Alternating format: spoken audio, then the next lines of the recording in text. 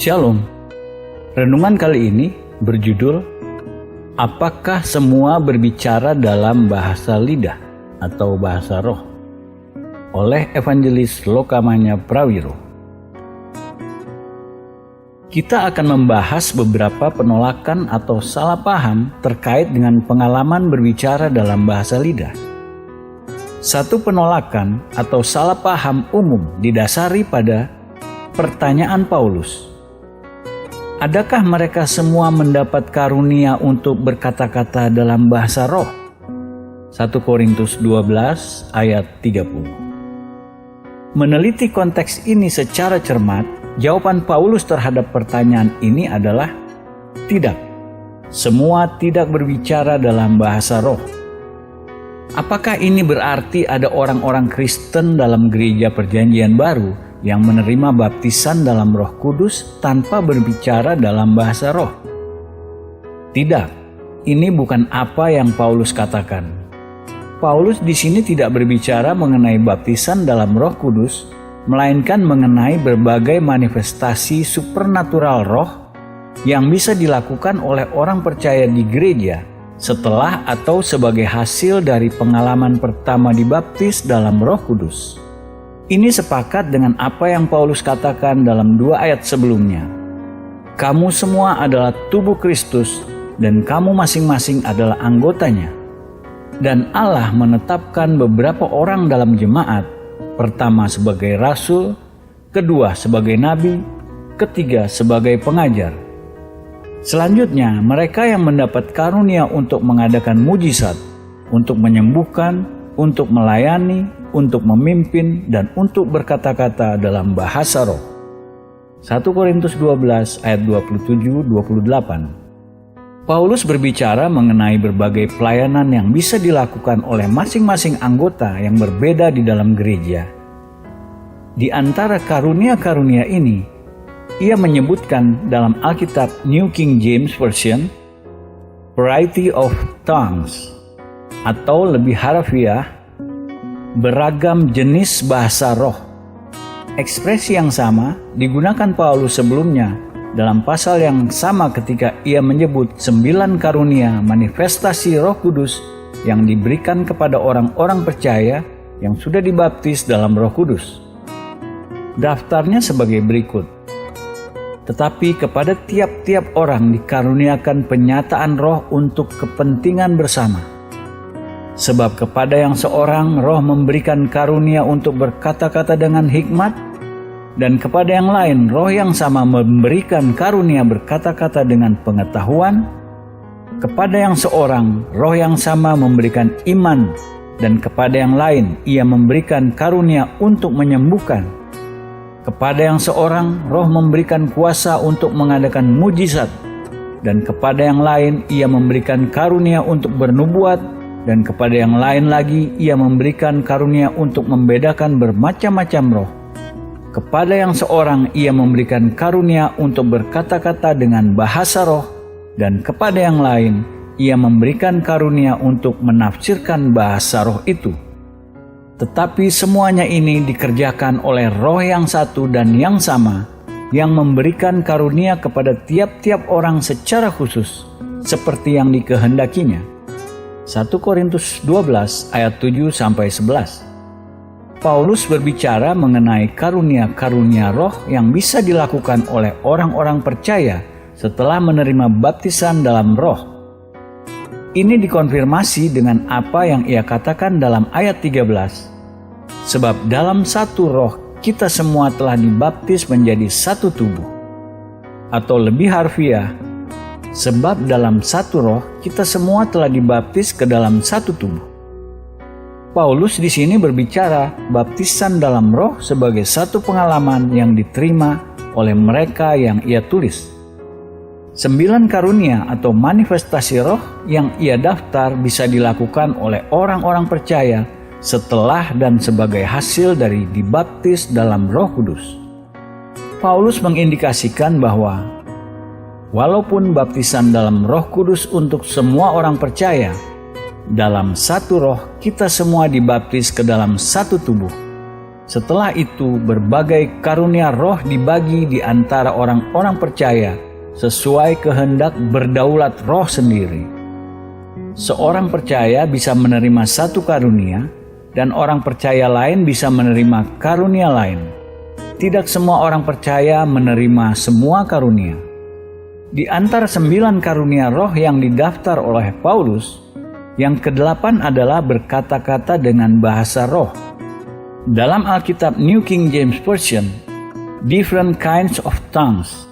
Frasa dalam teks asli Yunani, beragam jenis bahasa roh dalam 1 Korintus 12 ayat 8. Dalam setiap kasus, Paulus berbicara mengenai karunia spiritual khusus, bukan mengenai baptisan dalam Roh Kudus. Untuk membahas kerja karunia khusus di luar lingkup tulisan khotbah ini, sebagai fakta dalam 1 Korintus 12 ayat 28, seperti dalam ayat 10 dalam pasal yang sama, Paulus tidak berbicara mengenai dibaptis dalam Roh Kudus, tetapi mengenai 1 dari 9 karunia spiritual yang dilakukan oleh beberapa orang percaya, bukan semua, setelah dibaptis dalam Roh Kudus. Ketika Paulus berkata, "Adakah mereka semua berkata-kata dalam bahasa roh?" Pertanyaan yang ada di pikirannya bukan apakah semua seketika berkata-kata dalam bahasa roh ketika mereka pertama kali dibaptis dalam Roh Kudus. 1 Korintus 12 ayat 30.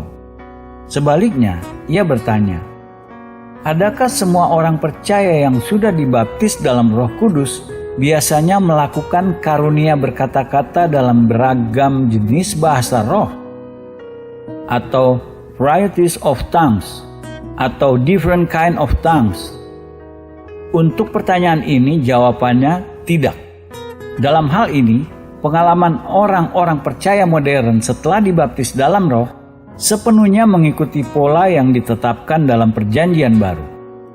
Perbedaan di antara karunia Roh Kudus pada mulanya dibuktikan dengan berkata-kata dalam bahasa roh, dan sejak itu karunia beragam jenis bahasa roh dilestarikan secara hati-hati penggunaan bahasanya dalam Perjanjian Baru.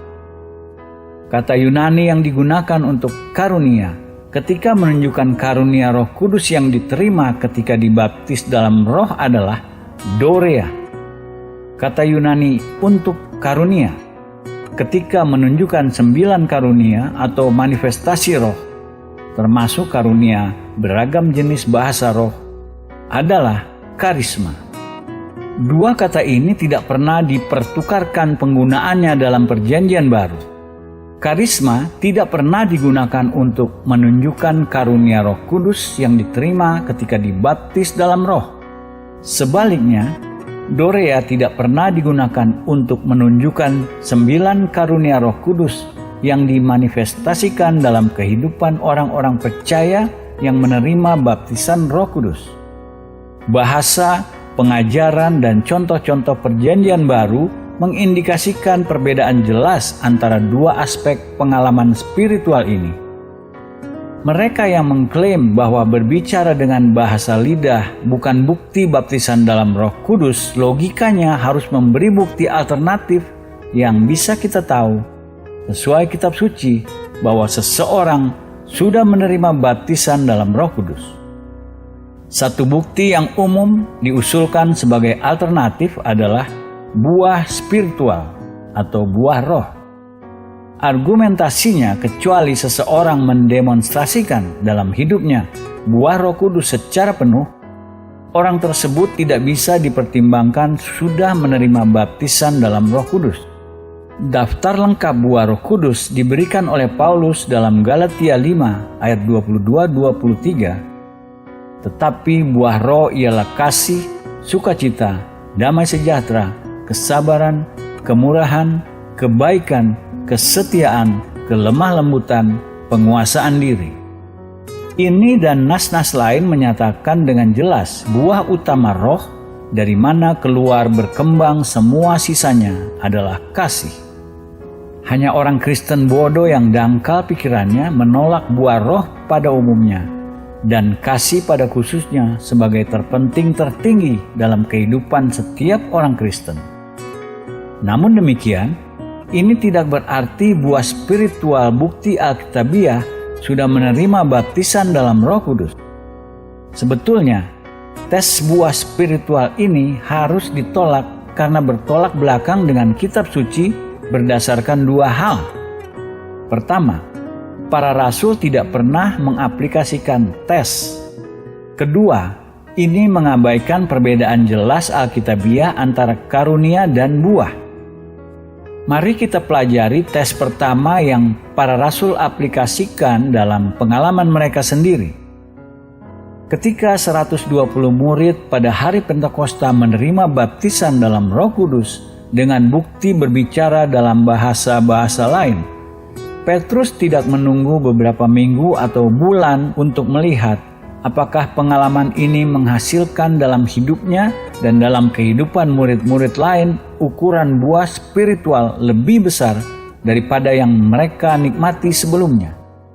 Sebaliknya, ia berdiri pada saat yang sama dan berkata tanpa keraguan, "Tetapi itulah yang difirmankan Allah dengan perantaraan Nabi Yoel.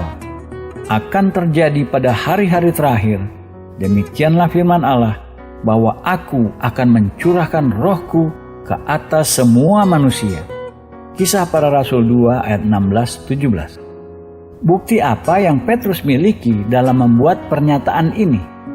Tidak ada, kecuali fakta bahwa mereka semua mulai berbicara dalam bahasa-bahasa lain. Tidak ada bukti lebih lanjut yang diperlukan.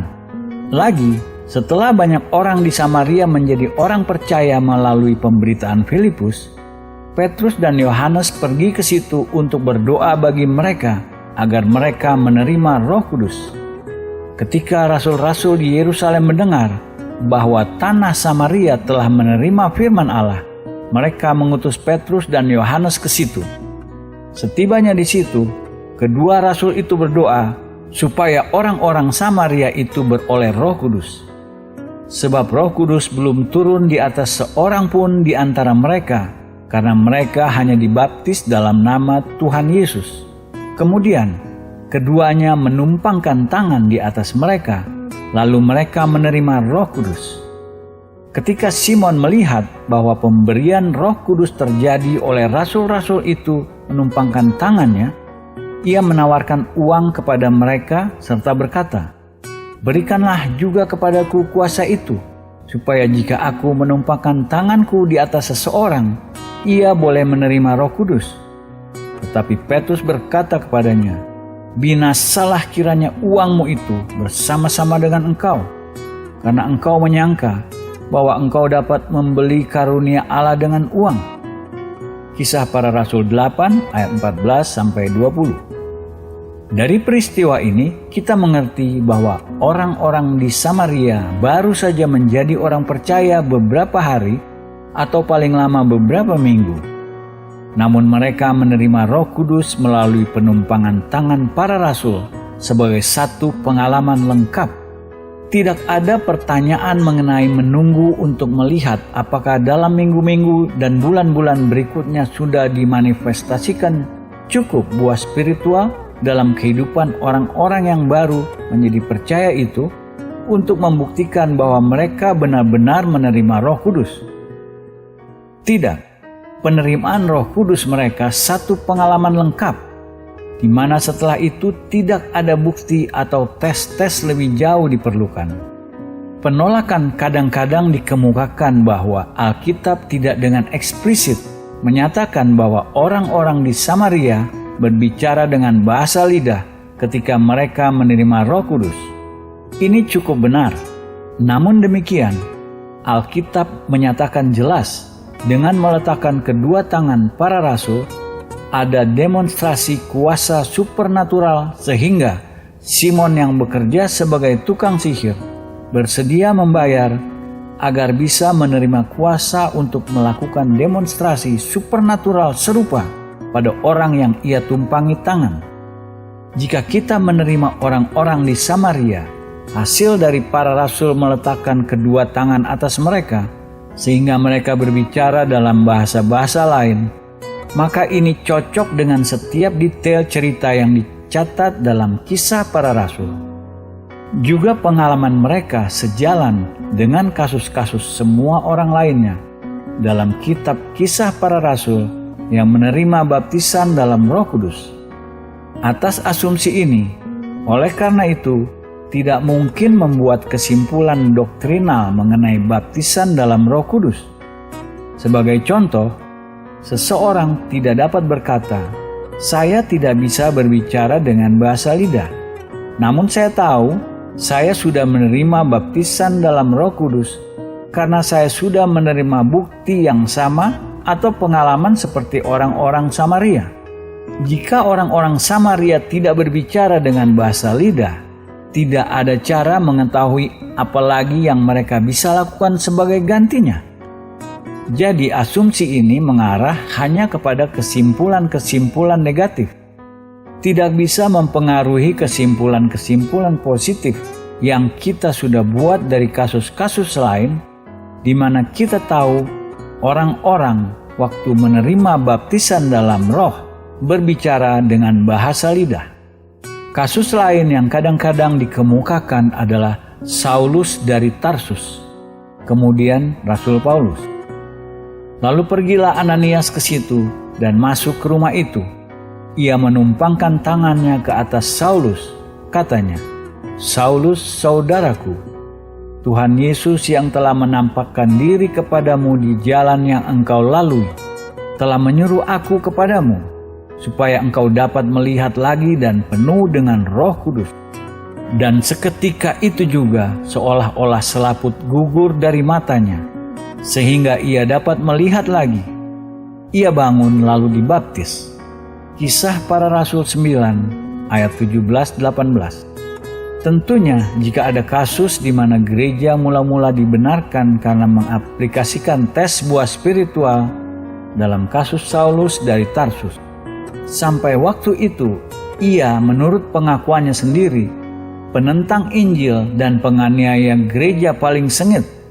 Namun di sini kita menemukan ia menerima Roh Kudus dalam satu pengalaman melalui peletakan tangan Ananias, dan setelah itu tidak ada anjuran sekecil apapun bahwa tes buah spiritual dalam hidupnya harus diaplikasikan. Sekali lagi, ada kelompok orang yang menentang bahwa kitab suci tidak menyatakan bahwa Saulus, kemudian Paulus, berbicara dengan bahasa lidah ketika Ananias meletakkan tangan padanya. Betul, kitab suci tidak memberi detail apa yang terjadi pada Paulus. Namun demikian, berdampingan dengan peristiwa ini dalam Kisah Para Rasul 9, kita harus membaca kesaksian Paulus sendiri. Seperti dicatat dalam 1 Korintus, "Aku mengucap syukur kepada Allah bahwa aku berkata-kata dengan bahasa roh lebih daripada kamu semua." 1 Korintus 14 ayat 18. Ketika kita mengkombinasikan kesaksian Paulus dengan contoh-contoh lainnya dalam kitab Para Rasul, masuk akal menyimpulkan bahwa Paulus mulai pertama berbicara dengan bahasa lidah ketika Ananias meletakkan tangannya ke atasnya untuk kepenuhan roh. Kesimpulan ini diperkuat dengan apa yang terjadi ketika Paulus setelah itu meletakkan tangannya di atas orang-orang percaya baru di Efesus. Dan ketika Paulus menumpangkan tangan di atas mereka, turunlah Roh Kudus ke atas mereka, dan mulailah mereka berkata-kata dalam bahasa roh dan bernubuat. Kisah Para Rasul 19 ayat 6. Tidak alamiah berpikir Paulus meletakkan tangannya ke atas orang-orang baru percaya di Efesus, menyalurkan kepada mereka pengalaman roh yang ia sendiri belum pernah terima. Satu kasus lebih jauh dan menentukan adalah Cornelius dan rumah tangganya. Seperti dihubungkan dalam Kisah Para Rasul 10, Petrus dan orang-orang Yahudi yang lain pergi ke rumah Cornelius dengan enggan, bertentangan dengan keinginan mereka, hanya karena Allah secara eksplisit mengarahkan mereka pergi. Setelah Petrus memberitakan Injil baru sebentar, Roh Kudus turun ke atas semua yang mendengar perkataannya. Petrus dan orang-orang Yahudi lain terheran-heran karena mereka mendengar orang-orang bukan Yahudi ini berbicara dengan bahasa lidah. Sampai saat itu, Petrus, seperti orang-orang Yahudi yang sudah percaya, belum memahami bahwa dimungkinkan bagi bangsa-bangsa lain seperti Cornelius menerima keselamatan dan menjadi Kristen. Namun satu manifestasi berbicara dengan bahasa lidah ini langsung meyakinkan Petrus dan orang-orang Yahudi lainnya bahwa bangsa-bangsa lain sama seperti orang-orang Yahudi sendiri. Petrus tidak pernah mengusulkan perlu bagi orang-orang di rumah Cornelius melakukan tes lebih jauh atau menunggu buah spiritual atau mencari bukti lain. Sebaliknya, ia langsung memerintahkan agar mereka dibaptis, yang mana mereka secara terbuka menerima dan menjadi orang Kristen. Petrus setelah itu melaporkan insiden ini kepada pemimpin-pemimpin gereja apostolik di Yerusalem. Dan ketika aku mulai berbicara, turunlah Roh Kudus ke atas mereka, sama seperti dahulu ke atas kita. Kisah Para Rasul 11 ayat 15 dan 17. Kita tahu dari pasal sebelumnya bahwa Cornelius dan rumah tangganya semua berbicara dengan bahasa lidah. Namun dalam peristiwa ini, Petrus tidak menganggap perlu menyebut manifestasi yang menentukan ini. Ia hanya berkata, Roh Kudus turun ke atas mereka seperti ke atas kita dahulu. Allah memberi mereka karunia yang sama seperti Ia memberi kepada kita. Dengan kata lain, manifestasi berbicara dengan bahasa lidah pada saat itu secara universal begitu diterima sebagai bukti menerima Roh Kudus, sehingga Petrus bahkan tidak perlu menyebutnya. Ia dan pemimpin-pemimpin gereja lainnya menerima dengan yakin. Pemimpin-pemimpin gereja lainnya menyimpulkan, ketika mereka mendengar hal itu, mereka menjadi tenang lalu memuliakan Allah. Katanya, jadi kepada bangsa-bangsa lain juga Allah mengaruniakan pertobatan yang memimpin kepada hidup. Kisah Para Rasul 11 ayat 18. Apa yang meyakinkan Petrus dan para rasul lainnya bahwa bangsa-bangsa lain bisa mengalami keselamatan melalui iman dalam Kristus seperti bangsa Yahudi? Satu hal, dan hanya satu hal, fakta mereka mendengar orang-orang bukan Yahudi itu berbicara dengan bahasa lidah. Dalam seluruh peristiwa ini, tidak ada usul bahwa Petrus atau para rasul lainnya mencari bukti dalam kehidupan orang-orang bukan Yahudi itu, selain dari fakta mereka berbicara dengan bahasa lidah. Tidak ada pertanyaan menunggu buah spiritual dimanifestasikan. Dalam hal ini, para rasul bersikap logis, bukan karena buah spiritual tidak penting, namun buah spiritual dengan kodratnya berbeda sama sekali dengan karunia. Karunia diterima melalui satu tindakan iman. Buah spiritual dihasilkan melalui proses secara bertahap, termasuk menanam, mengurus, dan mengkultivasi. Baptisan dalam Roh Kudus adalah karunia, satu pengalaman, diterima dengan iman. Bukti bahwa seseorang sudah menerima karunia ini adalah ia berbicara dengan bahasa-bahasa lain. Setelah itu, satu tujuan utama karunia diberikan adalah untuk memungkinkan orang itu menghasilkan lebih dan buah spiritual yang lebih baik dibanding yang ia bisa hasilkan tanpa karunia. Tidak ada salahnya menekankan pentingnya buah spiritual. Kesalahannya ini membingungkan antara karunia dengan buah spiritual. Membingungkan bukti karunia yang diterima dengan maksud karunia itu diberikan. Kita masih perlu memikirkan banyaknya salah paham yang umum sehubungan dengan bahasa lidah sebagai bukti menerima baptisan dalam Roh Kudus. Amin.